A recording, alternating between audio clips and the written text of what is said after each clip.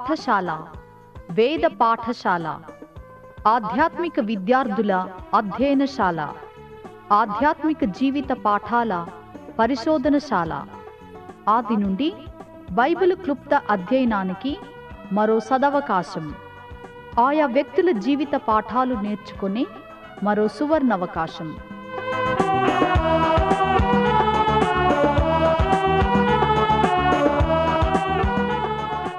వినండి వేద పాఠశాల నూతన వర్తమానాలు. వేద పాఠశాల రేడియో శ్రోతలకు స్వాగతం. యావత్ బైబిల్ గ్రంథంపై అవగాహన కలిగించడానికి ఈ పరిశీలన ఉద్దేశించబడింది. గత పాఠములో మత్తయి సువార్త ఉపోద్ఘాతాన్ని కొంతవరకు ధ్యానించాం. తిరిగి ఈ పాఠములో కూడా ఉపోద్ఘాతాన్ని కొనసాగించుకుందాం. మత్తయి సువార్తలో యేసు ప్రభు యొక్క పరిచర్య ప్రణాళికను, సేవా పథకాలను పరిశీలిస్తూ ఉన్నాం. యేసు ప్రభు గొప్ప సేవా దర్శనాన్ని, సేవా ఉద్యమాన్ని, సేవా ప్రణాళికలను కలిగి ఉండి పరిచర్య చేశారు. ఈ విధమైన ఆయన ఉద్యమములో, ఆయన ప్రణాళికలో సంఘాన్ని, విశ్వాసులమైన నిన్ను నన్ను కూడా ఆయన భాగస్థులనుగా చేశాడు. ఈ 4 సువార్తల్లో ఒక్కొక్కటి ఒక్కొక్క ప్రాముఖ్యమైన అంశాన్ని కలిగి ఉంటూ ఉన్నాయి. ఈ విధంగా మత్తయి పరలోక రాజ్యం అనే అంశాన్ని తన సువార్తలో ప్రాముఖ్యంగా తెలియజేస్తూ వచ్చాడు. యేసు ప్రభు ఒక రాజ్యాన్ని కలిగిన రాజుగా తన సువార్తలో మత్తయి చూపించాడు. యోహాను తన సువార్తలో యేసు ప్రభువును దేవుని ఏకైక కుమారుడిగా, దేవుని రక్షణగా, దేవుని పరిష్కారంగా చూపించి రక్షణ పొందగోరేవారు ఈయన యందు విశ్వాసముంచాలని యోహాను ప్రకటిస్తూ వచ్చాడు. రక్షణ పొందుట ఎట్లు అనే విషయాన్ని యోహాను తెలియజేశాడు. యేసే క్రీస్తని, దేవుని కుమారుడని విశ్వసించి అంగీకరించినట్టయితే రక్షణ కలుగుతుందని యోహాను చెప్పాడు. ఇక మత్తయి సువార్తలోనున్న ఒక ప్రత్యేకతను ఆలోచిద్దాం. అదేమంటే, విశ్వాసులు ఈ విధంగా అంటూ ఉంటారు కొన్నిసార్లు. వారు తమ విశ్వాస జీవితములో అభివృద్ధి చెందుతూ నా జీవిత విషయాల్లోనికి లేక నా ప్రణాళికలు, నా సంకల్పాల్లోనికి యేసు ప్రభు చేర్చుకోవాలని నిర్ణయించుకున్నాను అని అనడం తరచుగా వింటూ ఉంటాం. ఈ మాట వినడానికి మంచిగానే అనిపిస్తుంది. కానీ ఆలోచిస్తే మనము ప్రభువును మన సంకల్పాల్లోనికి చేర్చుకోవడమేమిటి? ఆయనే మనలను తన ఏర్పాటులోనికి, తన ప్రణాళికలోనికి, తన పరిచర్యలోనికి, తన ఉద్యమంలోనికి చేర్చుకుంటాడు. ఇంకనూ చేర్చుకోగోరుతున్నాడు. ఆయన సంకల్పముతో నీవు ఇమిడి ఉండాలని కోరుతున్నాడు. ఇట్టి దృశ్యము మత్తయి సువార్త 5వ అధ్యాయములో కనిపిస్తుంది. యేసు ప్రభు తన శిష్యులతో కొండపై కూర్చున్నారు. కొండకు దిగువగా జనసమూహాలు సమస్యల్లో, ప్రశ్నలతో భాగంగా, అంటే సమస్యలతో నిండి ప్రశ్నార్థకమైన జీవితాలు కలిగి ఉన్నారు. ఇక ప్రభుతోనున్న కొద్దిమంది శిష్యులు జనసమూహాల సమస్యలకు, ప్రశ్నలకు పరిష్కారాలుగా, సమాధానాలుగా ఉండగోరుతూ ప్రభు దగ్గర నేర్చుకుంటూ ఉన్నారు. శిష్యులు వారంతట వారుగా నేరుగా ఈ లోకానికి పరిష్కారం చూపించడానికి, జవాబు చెప్పడానికి వెళ్లడం లేదు. గాని ప్రభు ద్వారా లేక ఆయనలో భాగస్వామ్యం పొంది వెళుతూ ఉన్నారు. ఇక పరలోక రాజ్యాన్ని గూర్చిన సమాచారం లేక దీని అర్థం పాత నిబంధనలో కూడా మనకు దొరుకుతూ ఉంది. పాత నిబంధనలో దేవుని రాజ్యమనే అంశాన్ని మనం ధ్యానించాం. యూదులు ఇశ్రాయేలును దేవుని ప్రజలు, సమూయేలు తమకు ప్రవక్తగా, న్యాయాధిపతిగా ఉన్న కాలములో దేవుడే తమకు రాజుగా, ప్రభువుగా ఉండి ఏలుతున్నట్టి ఏర్పాటు తమకికపై అక్కర లేదని, ఇతర రాజ్యాలకున్నట్టుగా తమపై ఒక రాజును నియమింపుమని సమూయేలును కోరారు. నిజానికి మానవ పద్ధతిలో మానవులైన రాజుల ద్వారా కాక తానే వారిని స్వయంగా పరిపాలించాలని దేవుడు కోరాడు. అట్టి దేవుని ఏర్పాటు వారికిష్టం కాలేదు. గనుక ఇతర మానవుల వలనే మాక్కూడా ఒక రాజు కావాలని వారడిగారు. దేవుణ్ణి తిరస్కరించి మానవ మాతృలను రాజుగా కోరుకొని వారి కోరిక ప్రకారం రాజ్యాన్ని పొందిన ఇశ్రాయేలు రాజ్య సమాచారాన్ని పాత నిబంధన చరిత్ర గ్రంథాలైన మొదటి 2 సమూయేలు, రాజులు, దినవృత్తాంతాల్లో మనం చదువుతాం. ఈ 6 గ్రంథాలు రాజుల కాలాన్ని, రాజ్య చరిత్ర అంతటినీ తెలియజేస్తున్నాయి. సమూయేలు రాజుల గ్రంథాల్లో వ్రాయబడిన చరిత్ర అంతటినీ 2 దినవృత్తాంతాల గ్రంథాలు పునరావృతం చేస్తున్నాయి. ఎందుకంటే వారి కోరిక నియామకం మేరకు రాజ్యము ఏర్పాటు చేసుకున్నప్పటికీ సకల విధాలైన సమస్యలతో రాజ్యము చీలికతో ముగింపుకొచ్చి ఉత్తర దక్షిణ రాజ్యాలైన యోధా, ఇశ్రాయేలు 2 చెరలోనికి వెళ్ళిపోవడం సంభవించింది. ఇశ్రాయేలు అస్సూరుచే, యోధా బబులోనుచే పట్టబడ్డాయి. తర్వాత ఇశ్రాయేలు ఒక రాజ్యంగా తిరిగి ఎన్నటికీ స్థిరపడలేదు. దక్షిణ రాజ్యంగా పిలువబడిన బెన్యామీను, యోధా అను 2 గోత్రాలు బబులోను చెర నుండి పాత నిబంధన చివరి కాలంలో విడిపించబడ్డాయి. దీని తర్వాత 400 నిశ్శబ్ద సంవత్సరాలు గడిచిపోయాయి. ఈ 400 సంవత్సరాల కాలంలోనే దేవుని ప్రజలు రోమా ప్రభుత్వంచే జయించబడ్డారు. ఆ కాలంలోనే ఆ నిశ్శబ్దాన్ని చీలుస్తూ దేవుని రాజ్యం మరియు యేసుక్రీస్తు ప్రకటనతో బాప్తిస్మిచ్చి యోహాను ప్రవచన పరిచర్య జరిగించాడు. ఆ కాలంలో దేవుని ప్రజలకు పంపబడిన సువార్త ఏమిటంటే, దేవుడు తిరిగి మీ రాజుగా ఉండగోరుతున్నాడని ప్రకటించబడుతూ వచ్చింది. ఇక యోహాను మరియు యేసు ప్రభువులచే ప్రకటించబడిన దేవుని రాజ్యము భౌగోళికమైనది, జాతీయమైనది కాక ప్రతి మనిషికి చెందినదై ఉంది. ఎవరైతే తమ హృదయాలను ఆయనకు సమర్పిస్తారో, ఎవరైతే యేసు ప్రభువును రాజుగా, రక్షకునిగా వ్యక్తిగతంగా అంగీకరిస్తారో అటువారికందరికీ దేవుని రాజ్యం చెందుతుంది. దేవుని రాజ్యం ఏదో ఒక జాతికి, దేశానికి, ఒక వ్యక్తికి పరిమితం చేయబడలేదు. అలాగని అందరికీ చెందదు. ఎవరైతే యేసు ప్రభువును తమ రక్షకునిగా, ప్రభువుగా అంగీకరిస్తారో, ఎవరైతే యేసు ప్రభులో కొత్తగా జన్మిస్తారో అట్టివారికే చెందుతుంది. ఇక దేవుని రాజ్యమంటే ఎప్పుడో మనం చనిపోయాక ప్రారంభమయ్యేది కాదు. దేవుని రాజ్యం ఎప్పటికే ప్రారంభమైంది. రాజైన దేవుడు ప్రారంభం నుండి రాజ్యాన్ని, పరిపాలనను కలిగి ఉన్నాడు. దేవుడు పరిపాలించే తన రాజ్యములో నీవు భాగం కలిగి ఉన్నావా? దేవుడు నీ రాజైనప్పుడు, నీవు ఆయనకు చెంది ఉన్నప్పుడు, ఆయన పరిపాలనలో నీవు భాగము కలిగి ఉన్నప్పుడు, నీవు దేవుని రాజ్యములోనే ఉన్నావని, దేవుని రాజ్య ప్రవేశము నీకు కలిగిందని నీవు గ్రహించాలి. దేవుని నివాసానికి, దేవుని పరిపాలనకు పరలోక రాజ్యము ఒక కోణమయుంది. ఎక్కడైతే దేవుని పరిపాలన జరుగుతుందో ఆ చోటు పరలోక కోణము లేక ఆత్మ సంబంధమైన కోణమయుంది. ఈ విధమైన ఆత్మ సంబంధమైన కోణము నుండి దేవుని చిత్తం వ్యక్తపరచబడుతుంది. దేవునికి చెందియుండి ఆయన యొద్దకు వచ్చేవారి ద్వారా దేవుడు తన చిత్తాన్ని నెరవేర్చడానికి పరలోకమందు ఎలాగో భూమి మీదను అలాగే జరిగించడానికి ఉద్దేశము కలిగి ఉన్నాడు.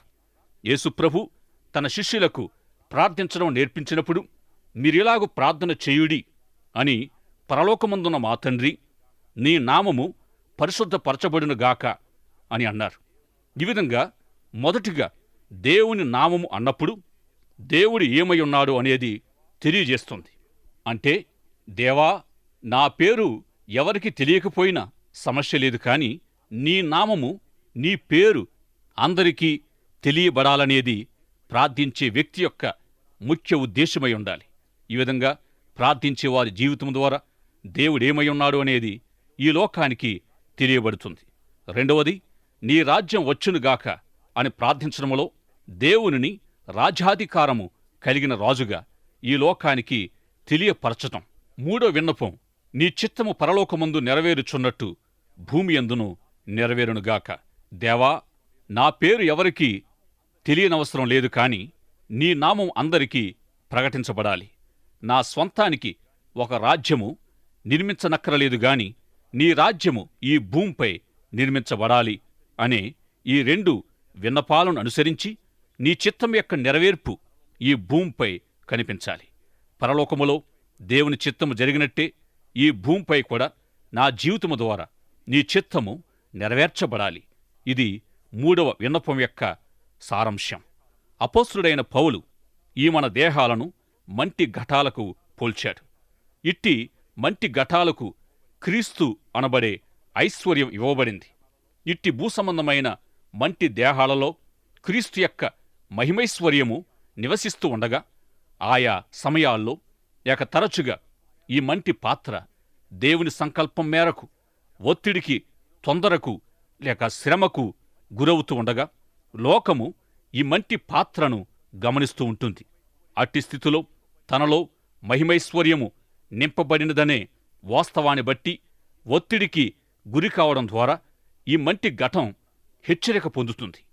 తనలోనున్న మహిమైశ్వర్యము అనబడే క్రీస్తు ద్వారా ఈ మంటి ఘటము ఒక విలువను పొంది అట్టి విలువల మేరకు, అట్టి విలువలకు తగిన జీవితాన్ని జీవిస్తూ ఏవో కొన్ని కార్యాలు చేస్తుందే తప్ప ఇతర విధంగా కాదు. ఈ విధంగా తనలోనున్న క్రీస్తు ద్వారా ఈ మంటి ఘటము దేవుని చిత్తాన్ని జరిగించగలదు. తనలోనున్న క్రీస్తు ఈ మంటి ఘటము ద్వారా తనను తాను వ్యక్తపరుచుకుంటాడు. ఈ విధంగా ఆయన మన రాజు, మనం ఆయన ప్రజలం. దేవుని రాజ్యమనేది దైవ పరిపాలన వ్యవస్థ అయ్యుంది. దేవుని రాజ్యములోని పౌరులు దేవుణ్ణే రాజుగా కలిగి ఉంటారు, కాని మానవ మాతృలను కాదు. దేవుని రాజ్యము దేవుని అధికారం క్రింద ఉంది. ప్రతి మనిషి తాను దేవుని అధికారములో ఉండడానికి చేసిన నిర్ణయాన్ని బట్టి దేవుని రాజ్య పౌరసత్వం ఇవ్వబడుతూ ఉంటుంది. ఇట్టి తీర్మానాన్ని, నిర్ణయాన్ని ఎవరైతే చేస్తారో అట్టి వారితోనే దేవుని రాజ్యం నింపబడుతుంది. దేవుని రాజ్యము కొరకు నిర్ణయం చేసినవారు నేను దేవుని అధికారములో, దేవుని ప్రభుత్వములో ఉంటూ దేవుణ్ణే నా రాజుగా కలిగి ఉన్నానని అంగీకరించడం కాగలదు. ఈ విధంగా నాకు నేనే, నీకు నీవే, ఎవరికి వారే ఇట్టి తీర్మానము వ్యక్తిగతంగా కలిగి ఉండాలి. నా పిల్లల కొరకు, నా దేశము కొరకు ఇట్టి తీర్మానాన్ని నేను చేయలేను. నీ పిల్లల కోసము, నీ దేశము కోసము నీవు చేయలేవు. ఏ పురుషునిలో, ఏ స్త్రీ యందు, ఏ యవనస్తుని జీవితములో నెరవేరిందో అట్టివారితో దేవుని రాజ్యము నింపబడి ఉంటుంది. అపోస్తుడైన పేతురు చెప్పినట్టు ఇట్టివారే దేవుని పరిశుద్ధ జనాంగంగా ఉంటారు. పరలోక రాజ్యము పరలోక క్రమములో భూమిపై స్థాపించబడిన పరలోక రాజ్యము దైవ క్రమములో భూమిపై స్థాపించబడిన వ్యవస్థ. పరలోక రాజ్యము మానవ వ్యవహారాల్లో దేవుని చిత్తము అధికారంగా కలిగిన వ్యవస్థ. పరలోక రాజ్యము మానవులపైని దేవుని పరిపాలన, పరలోకం మానవులకు దేవుని సాక్ష్యం. పరలోక రాజ్యము స్త్రీ పురుషుల సభ్యత్వముతో లేక స్త్రీ పురుషులతో దేవుడు కలిసి జీవించే రాజ్యం. ఇక మత్తయి సువార్త యొక్క ముఖ్యాంశము పరలోక రాజ్యమే. రాజైన క్రీస్తు పరలోకమందు తండ్రి చిత్తము ఎలా నెరవేరుతూ ఉందో అలాగే ఈ భూమి మీద కూడా నెరవేర్చడానికి తగిన పౌరుల కొరకు వెదుకుతూ ఉన్నాడని మత్తయి సువార్త మనకు తెలియజేస్తూ ఉంది. పరలోక రాజ్యాన్ని ముఖ్యాంశంగా కలిగి ఉన్న మత్తయి సువార్త అధ్యయనములో పరలోక రాజ్యము మన వ్యక్తిగత జీవితములో ఎట్టి అర్థాన్ని కలిగి ఉంది, ఎట్లు అన్వయించుకోగలము అనే ప్రశ్నలకు జవాబు మనం తెలుసుకుందాం. ఈ ప్రశ్నలకు యేసు ప్రభు బాప్తిసమిచ్చే యోహాను పరలోక రాజ్యము సమీపించి ఉంది అని జవాబిచ్చారు. పరలోకము సమీపించి ఉంది అని వారనడంలో గల అర్థమేమిటంటే పరలోక రాజ్యము నీ ఎదుట నా ఎదుట ఉంది అనేదే. అయితే మనము మన జీవితాలలో దేవుణ్ణి, క్రీస్తు ప్రభువును మన రాజుగా కలిగి ఉన్నామా, లేదా ఆయన చిత్తము పరలోకములో నెరవేరుతున్నట్టు భూమి మీదను నెరవేరడానికి మనము మన జీవితాలను సమర్పించామా? మత్తయి సువార్తను చదువుతున్నంతసేపు మన ఎదుట కనిపించే సత్యం ఇదే. ఇలా జరగాలి అంటే పశ్చాత్తాపపడి మారు మనసు పొందండి అని ప్రభు యోహాను చెబుతూ వచ్చారు. పశ్చాత్తాపపడడం అంటే మారు మనసు పొందడమే కాగలదు. ఇట్టి మార్పుకు కనిపించే ఫలితము ఏమిటంటే నీవున్న చోటు నుండి వెనుకకు తిరగడం, లేక నీ ప్రస్తుత స్థితికి వ్యతిరేక దిశ వైపు అంటే దేవుని వైపుకు తిరగడం కాగలదు. మనసు మార్చుకోవడం, చిత్తాన్ని మార్చుకోవడం కాగలదు. గ్రీక్ భాషలో పశ్చాత్తాపము మెటనోయియా అని పిలువబడుతూ తిరిగి ఆలోచించుట అనే అర్థాన్ని కలిగి ఉంది. పరలోక రాజ్యాన్ని మన ముందుంచిన యోహాను పరలోక రాజ్యాన్ని గూర్చిన అనేక విషయాలను చెప్పి తన రాజ్యాన్ని గూర్చి, పరలోక రాజ్యపు ప్రభు ఇంకా అనేక విషయాలు చెప్పి ఉన్నాడనే విషయాన్ని యోహాను తెలియజేశాడు. మొదటిగా పరలోకపు రాజును గూర్చి ఆయన తెలియజేసిన ఆయన రాజ్యం సంగతులను మనము విన్నప్పుడు, ఈ రాజు తన రాజ్యాన్ని గూర్చి కొన్ని ముఖ్య విలువలను కలిగి ఉన్నాడని మనం గ్రహిస్తాం. ఆయన రాజ్య విలువలు ఈ లోక రాజ్యాల విలువల వంటివి కావు. ఈ లోక వ్యవస్థ యొక్క విలువల్లాంటివి కావు. ఈ లోక నాగరికత సంస్కృతులను పోలినది కాదు. ఆయన రాజ్య సంస్కృతి, నాగరికతలు మానవ వ్యవస్థలోని విలువలకు, సంస్కృతికి పూర్తిగా భిన్నమైనవి. ఆయన రాజ్య విలువలు మానవ సమాజ విలువలతో ఏకీభవించవు.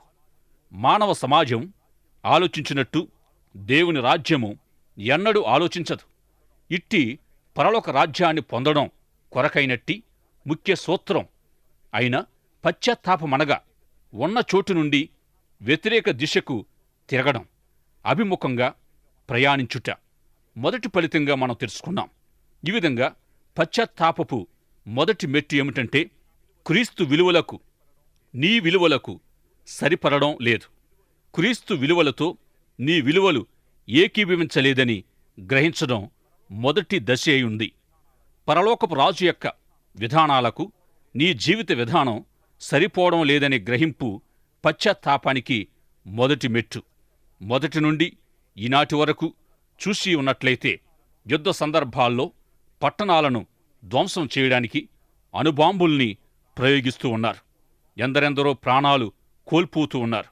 ఈ విధంగా అసలు మానవ జీవితానికి విలువ ఎక్కడుంది? ఇట్టి సందర్భానికి కొండమీద ప్రసంగములో ప్రభు ఒక సవాలునిచ్చారు. ఎవరైనా నిన్నొక చెంప మీద కొడితే రెండవ చెంప పట్టమనేది ప్రభు విశ్వాసులకిచ్చిన సవాలు. పరలోక ప్రభు విలువలతో ఈ లోక వ్యవస్థ విలువలు ఎన్నడూ ఏకీభవించలేదు అనడానికి ఇదొక ఉదాహరణ. మనము పగ సాధించడానికే ఇష్టపడుతూ ఉంటాం. దుష్టుని ఎదిరింపక నిన్ను కుడి చెంప మీద కొట్టువానికి ఎడమ చెంప కూడా త్రిప్పుము. అయితే మనము వాణ్ణి తిరిగి ఎదురు చెంపదెబ్బ కొట్టకపోతే వాడు నన్ను చంపుతాడనుకుంటాం. అయితే మనము ఆయన కొరకు మరణించడానికి కూడా నిర్ణయిస్తూ ఉంటాం. గనుక తన బోధలలోనే ప్రభువుకు సాక్షార్థమైన జీవితం మనకు చూపించబడింది. ఈ విధంగా ప్రియ సోదరి, సోదరుడా, మీ జీవన విధానాలు ప్రభు బోధన విలువలతో, విధానాలతో ఏకీభవించకపోతే పరిశుద్ధాత్మ దేవుడు మిమ్మల్ని ప్రేరేపిస్తున్న కొద్దీ ఈ సత్యాలచే ఒప్పించబడండి. పశ్చాత్తాపానికి రెండవ మెట్టు, రెండవ దశ దేవుడు ఎవరు, లేక దేవుడు ఎట్టివాడై ఉన్నాడు అనే విషయాన్ని ఈ లోకానికి చూపించే సంఘ ప్రాముఖ్యతను అర్థం చేసుకున్నప్పుడు దేవుని చిత్తాన్ని భూమిపై నెరవేర్చే దేవుని సంఘములో నీవు ఒక భాగమై ఉన్నావనే విషయాన్ని గ్రహిస్తావు. ఈ సత్యాన్ని గుర్చిన ఈ గ్రహింపు నీ జీవితానికి వెలకడుతుంది, లేక నీ జీవితం యొక్క గొప్ప వెలను నీకు తెలియజేస్తుంది. దేవుని రాజ్యాన్ని అర్థం చేసుకొని పరలోక రాజ్య విలువలతో ఏకీభవించడం మన జీవితాలకు గొప్ప వెలను నిర్ణయిస్తుంది. ఏదైనా దాని విలువను బట్టి ధర నిర్ణయించబడుతుంది కదా. ఈ విధంగా దేవుని రాజ్యాన్ని అర్థం చేసుకొని తమ విలువలను పరలోక రాజ్య విలువలకు జత కలిపినప్పుడు, ఏకీభావాన్ని, ఒప్పందాన్ని కుదుర్చుకున్నప్పుడు పరలోక రాజ్య విలువల కొరకే అట్టివారు మరణించేవారై ఉంటారు. పశ్చాత్తాపపడుట అనేదానికి అనుసరణీయమైన అన్వయము లేక హెచ్చరిక ఏమిటంటే, పరలోక రాజ్య విలువలను గూర్చి మత్తయి సువార్తలోని యేసు ప్రభు బోధలన్నిటిచే ఒప్పించబడి మార్పు చెందడం. ఒకనొక గొప్ప బోధకుడు కొన్ని సంవత్సరాల కిందట ఈ విషయాల్ని ఎంతో అద్భుతంగా వర్ణించి చెప్పాడు. అతడు సంఘమంటే ఏమిటి అనే విషయమై మాట్లాడుతూ, కొద్దిమంది విశ్వాసుల కలయికైన సంఘం 3 అడ్డంకులను దాటి వచ్చినదై ఉంది అంటూ, మొదటిది వారు పరలోక రాజ్య సూత్రాలకు అనుగుణంగా మార్పు చెందినవారు అన్నాడు. రెండవది సమాజముగా లేక కలసికట్టుగా కూడుకునేవారై ఉంటారు అన్నాడు. ఈ విధంగా దేవుని సంఘములో ఒంటరితనము, ఏకాకి జీవితము ఒక్కడే నిలవబడి పాట పాడేలాంటి దృశ్యము సంఘములో ఉండదు. పరలోక రాజైన యేసు ప్రభువును అంగీకరించిన వారంతా ఒక రాజ్యం, ఒక జనం, ఒక జాతి అయి ఉంటారు. పరలోక సామ్రాజ్యములోని సభ్యులు శిరస్సయున్న క్రీస్తు యొక్క శరీరం, సంగమనబడిన విశ్వాసులే. ఈ విధంగా ఒక్క అవయవానికి బాధ కలిగితే యావత్ శరీరము బాధను అనుభవిస్తుంది. ఈ విధంగా మార్పు చెందినవారు ఐక్యపరచబడతారు. ఐక్యపరచబడ్డవారైతేనే మార్పు చెందినవారు కాగలరు. ఇక మూడవది, ఈ విధంగా క్రీస్తు సంఘము లేక మిషనరీ సౌవార్తిక వ్యవస్థ ఉంది. భూదిగంతాల వరకు క్రీస్తు సంఘము క్రీస్తుకు సాక్షార్థమయ్యుంది. మత్తయి సువార్తలో యేసుప్రభు యొక్క గొప్ప వంశవృక్షం మనకు కనిపిస్తుంది. యోధా రాజరికంలో ఇంతటి సుదీర్ఘమైన పుట్టు పూర్వోత్తర వివరణ, వంశావళి లేనివాడెవడూ రాజుగా పరిచయం చేయబడడు. అబ్రాహాము నుండి ప్రారంభమైన ప్రభు కుటుంబ క్రమాన్ని మనం చదువుతాం. ఈయన అబ్రాహాము కుమారుడిగా మత్తయి సువార్తలో కనిపిస్తాడు. మత్తయి సువార్తలో ప్రభు వంశం ఆదాము నుండి ప్రారంభించబడదు. లూకా తన సువార్తను ప్రభు యొక్క మానవత్వాన్ని తెలియచేయడం కోసం ఆదాము నుండి ప్రారంభించాడు. లూకా 3వ అధ్యాయములో ఈ క్రమాన్ని మనం చదువుతాం. దేవుని ప్రజలలోనికి మార్పు చెందిన రాహాబు, ఆమె కుమారుడైన బోయజు, రూతుల పేర్లు ప్రభు వంశావళిలో మనం కనుగొంటాం. ఇక సువార్తల్లో ప్రభు జన్మ వివరణ ఎక్కువగా లేదని తెలుసుకున్నాం. ఆయన కన్యక కుమారుడైన విషయాన్ని మత్తయి వ్రాశాడు. అనేక మంది పండితులే కన్యకకు జన్మించడం అంటే నమ్మలేకుండా ఉన్నారు. అసలు దేవుడు మనిషిగా రావడం ఆలోచించండి, ఎంత ఆశ్చర్యం! అయితే ఆయన మానవాతీత విధానములో జన్మించగలిగాడు. తనకు ప్రదానము చేయబడిన కన్య మరియ గర్భం ధరించడంతో ఆమెను రహస్యంగా విడనాడ ఉద్దేశించిన యోసేపు దైవ ప్రత్యక్షత ద్వారా సత్యం తెలుసుకున్నాడు. దేవుడు అతనికి భయపడవద్దని అభయమిచ్చాడు. యేసు అనగా రక్షకుడు, ఇమ్మానుయేలు అనగా దేవుడు మనకు తోడై అర్థమిచ్చే ఈ పేర్లు ఎంతో ప్రాముఖ్యమైనవి. ప్రభు పరిపూర్ణమైన దైవ నరుడు. ఇట్టి ప్రభువును మీరు నమ్మగలరని నా విశ్వాసం. ఇక ఇట్టి అద్భుతమైన ప్రభు జన్మను నమ్మగలగాలి అన్నట్టే ప్రభువుకు చెందిన అద్భుత సత్యాల్లోని ఒకటైన మరణ పునరుత్థానము కూడా విశ్వాస పాత్రయుంది. అట్టి పునరుత్థానమే ప్రభువును నమ్మేవారు కూడా సంభవిస్తుంది. దూతలు జ్ఞానులను గూర్చి మనము కలిగి ఉన్న అవగాహనకు, బైబిల్ నివేదికకు కొన్ని తేడాలున్నాయి. దూతలను గూర్చి చెప్పబడేదేమిటంటే వారు స్త్రీలు కారు, పురుషులు కారు. గనుక క్రిస్మస్ బొమ్మల్లో ఉండే పొడుగు జుట్టులాంటిది దూతలకుండవు. అట్టిలో ఉన్న యేసు బాలుని జ్ఞానులు కలసి దర్శించలేదు. ఇంటిలోనున్న యేసును, మరియను జ్ఞానులు దర్శించారు. యేసు జన్మించిన కాలములో యూదులపై హేరోదు రాజుగా ఉన్నాడు. ఎర్రజాతి ప్రాంతమైన పెట్రా నగరములో నివసించిన ఎదోము జాతివాడు హేరోదు. ఈ జాతిని గూర్చి ఓబద్య గ్రంథములో మనం నేర్చుకున్నాం. ఎదోము వంశస్థులు యూదులను ద్వేషించారు. యూదులను దెబ్బతీసే ఏ అవకాశమైనా వీరు వదులుకునేవారు కారు. రోమా ప్రపంచ అధికారము కలిగి ఉన్నప్పుడు వారి వారి ముఖ్య శత్రువును ఒక్కొక్క జాతిపై నియమించేది. ఆ విధంగా యూదుల ముఖ్య శత్రువులైన ఎదోమీయుల్లో నుండి హేరోదును ఎన్నిక చేసి యూదులపై నియమించారు.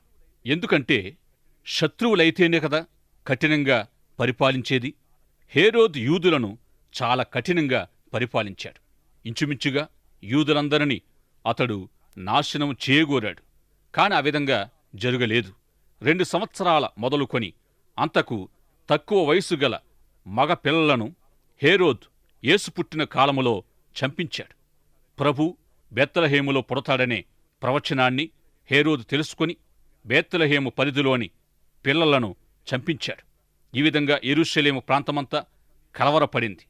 క్రిస్మస్ సందేశములో జ్ఞానులు యేసు ఎక్కడ అని వెదికారు. యేసు ఎక్కడ అని అడిగారు. యేసును కనుగొని పూజించారు. పాత నిబంధన నీవు ఎక్కడ ఉన్నావు అనే ప్రశ్నతో ప్రారంభమైనట్టే క్రొత్త నిబంధన ఆయన ఎక్కడ అనే ప్రశ్నతో ప్రారంభమైంది. ఆయన ఎక్కడ? రక్షకుడు అనే ప్రశ్న మనకెంతో ప్రాముఖ్యమైనది. ఈ విధంగా ప్రభువైన యేసు కోసం, రక్షకుని కోసం వెదికిన జ్ఞానులు మొదటి రకం. రెండవ రకం మతాశక్తి గలవారు. ఏరోదు మతాశక్తి కలిగి బైబిల్ బాగా తెలిసిన వారినే సంప్రదించాడు. మూడవ రకం హేరోదు రకం. వీరికి యేసు అంటే ద్వేషం. ఈ విధంగా లోకమంతటా ఈనాటికి క్రీస్తు అనినా, క్రైస్తవులనినా ఎందరికో ద్వేషం. వింటున్న నీవు ఏ కోవలో ఉన్నావో నిన్ను నీవు పరిశీలించుకోవాల్సిందిగా ప్రేమతో మనవి చేస్తున్నాను. మీరింతవరకు వేద పాఠశాల తరగతుల్లో బైబిలు వ్యక్తుల జీవితాల నుండి కొన్ని పాఠాలు వింటూ ఉన్నారు. ఈ ఆధ్యాత్మిక పాఠాలు మీ వ్యక్తిగత, కుటుంబ జీవితాలకు ఎంతో సహాయపడగలవని భావిస్తున్నాము. మీరు పొందిన మేలులు మాకు వ్రాయండి. ఈ సందేశాలు మరింత సులభంగా అర్థం చేసుకోవడానికి సహాయకరంగా ఉండుటకు ఒక ఉచిత బైబిల్ గైడు మీకు పంపించగలం. మా చిరునామా: వేద పాఠశాల, రేడియో విశ్వవాణి, తపాలా సంచి 4, సికింద్రాబాద్ 500017. మా ఈమెయిల్ ఐడి telugu@radio882.com.